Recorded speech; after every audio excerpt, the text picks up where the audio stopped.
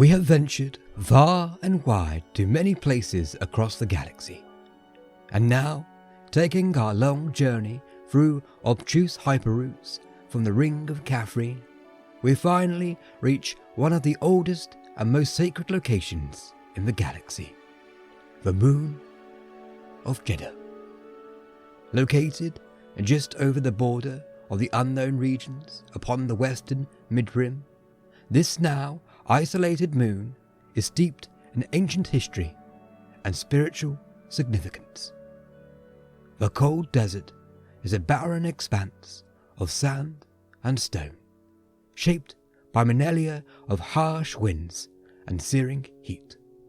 Yet, within the desolation lies a beauty of its own, a beauty that speaks of resilience and endurance.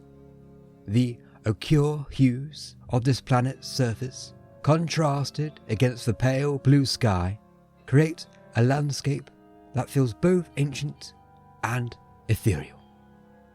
At the heart of Jedha lies its most sacred site, the holy city of Jedha, argued by many historians and scholars to be the spiritual home of the Jedi Order, or at least by name. This ancient settlement, perched atop a towering mesa, is a place of pilgrimage for countless beings from across the galaxy. Its architecture, carved from the living rock of the planet, seems to grow organically from desert itself. Stretching out to the sky above the holy city is the Temple of the Kyber, a site of immense spiritual significance.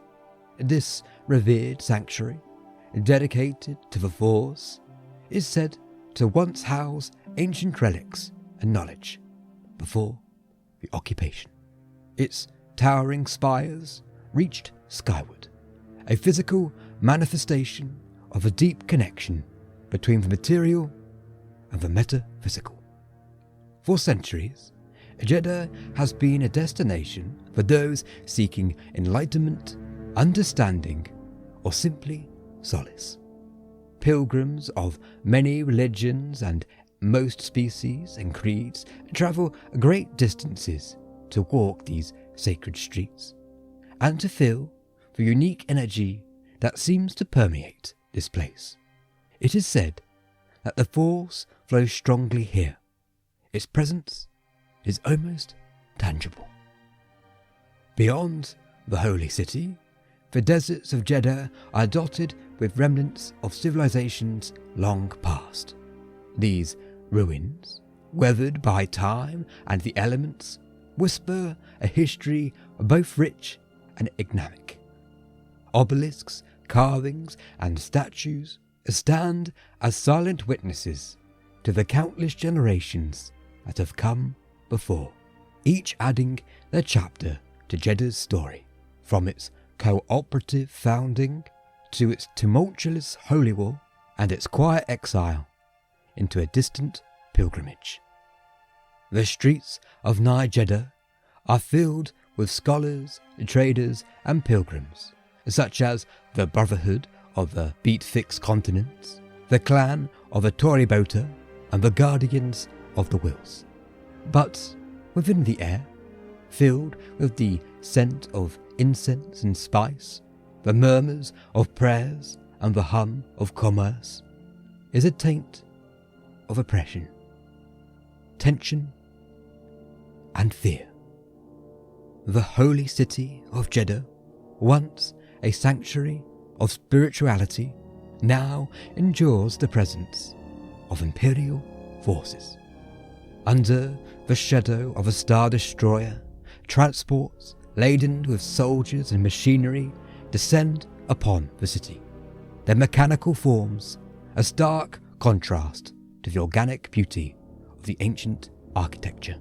Patrols march through the streets, their presence a constant reminder of the Empire's durasteel grip.